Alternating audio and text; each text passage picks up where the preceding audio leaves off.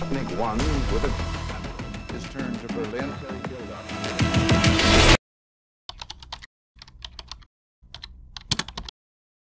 একটা যুদ্ধ যেখানে গোলাগুলি হয়নি কিন্তু গোটা পৃথিবী কেঁপে উঠেছিল।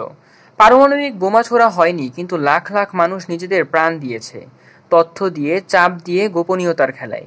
এটাই ছিল কোল্ড ওয়ার বা শীতল যুদ্ধ। সাল 1945, দ্বিতীয় বিশ্বযুদ্ধ শেষ।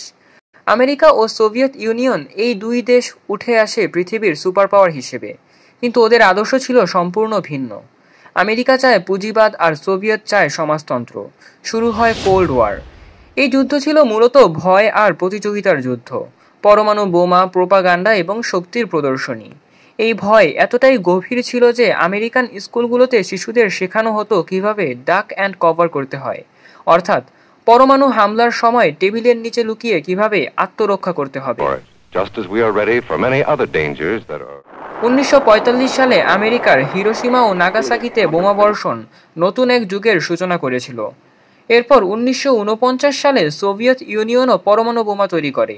এই প্রতিযোগিতায় তৈরি হয় হাইড্রোজেন বোমা, আইসিবিএম, সাবমেরিন লঞ্চড মিসাইল ও পারমাণবিক ট্রায়াড। আমেরিকার ম্যাড ডকট্রাইন বা মিউচুয়ালি অ্যাসিওর্ড ডিস্ট্রাকশন নীতির মানে ছিল, তুমি যদি আমাদের আঘাত করো আমরাও তোমাদের নিশ্চিহ্ন করে দেব। এর ফলে পৃথিবী পরিণত হয় এক ভয়াবহ পরমাণু যুদ্ধক্ষেত্রে।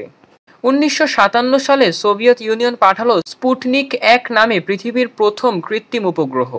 এরপর 1961 সালে সোভিয়েত ইউনিয়নের নাগরিক ইউরি গ্যাগারিন প্রথম মহাকাশে যান।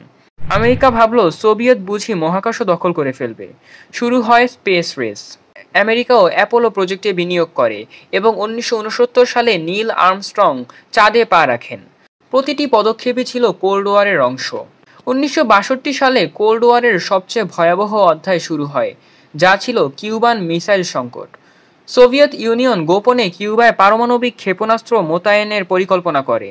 খবর পেয়ে আমেরিকা তীব্র প্রতিক্রিয়া দেখায়। মাত্র 13 দিন দুই পরাশক্তি যুক্তরাষ্ট্র ও সোভিয়েত ইউনিয়ন এক ভয়ঙ্কর পরমাণু যুদ্ধের দ্বারপ্রান্তে এসে দাঁড়ায়। বিশ্ববাসী তখন শ্বাসরুদ্ধ অবস্থায়।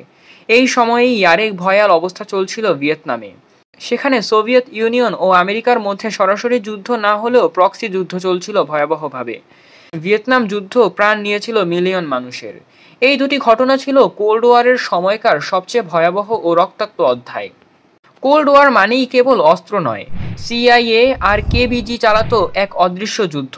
গুপ্তচর, তথ্য চুরি, লুকিয়ে শত্রু রাষ্ট্রে ঢুকে পড়া, এটাই ছিল প্রতিদিনের যুদ্ধ। বার্লিন থেকে হাভানা কোথাও নিরাপদ ছিল না। সংস্কৃতিও ছিল কোল্ড ওয়ারের এক যুদ্ধক্ষেত্র। রক মিউজিক, সিনেমা, সংবাদপত্রের মাধ্যমে পশ্চিমা বিশ্বের আদর্শ সোভিয়েত সমাজে ছড়িয়ে পড়ত, কিন্তু সোভিয়েত সরকার এসব প্রভাবকে কঠোরভাবে দমন ও সেন্সর করত। এর ফলে জনসাধারণের মনে একরকম মস্তিষ্ক ধোলাই হতো। 1989 সালে বার্লিন ওয়াল ভেঙে যায়। এরপর 1991 সালে সোভিয়েত ইউনিয়ন ভেঙে পড়ে, যার মধ্য দিয়ে কোল্ড ওয়ার শেষ হয়। কিন্তু সত্যিই কি শেষ হয়েছে? আজও রাশিয়া আমেরিকা সাইবার যুদ্ধ চালাচ্ছে, ইউক্রেনে প্রক্সি যুদ্ধ চলছে, চীনও যুক্ত হয়েছে নতুন গ্লোবাল পাওয়ার গেমে।